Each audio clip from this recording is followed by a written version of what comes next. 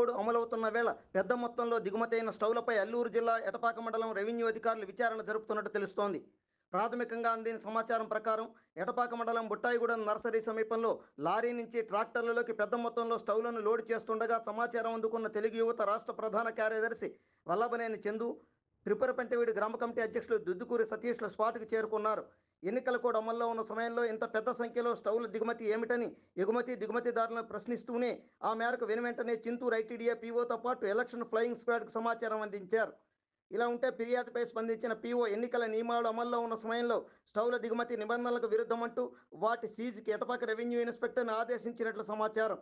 కాగా స్వచ్ఛంద సంస్థ ద్వారా కొందరు లబ్ధిదారులకు పంపిణీ చేసేందుకు దేశ రాజధాని ఢిల్లీ నుంచి సుమారు 25 లక్షల రూపాయలు విలువ చేసే సుమారు 1600 వుడ్ బర్నింగ్ స్టవ్లను ఎటపాక మండలానికి తరలించినట్టు చెప్తున్నారు. పూర్తి వివరాలు తెలియాల్సి ఉంది. అందరూ చూడండి, ఆనందించండి, లైక్ చేయండి, షేర్ చేయండి, సబ్స్క్రైబ్ చేయడం మర్చిపోకండి.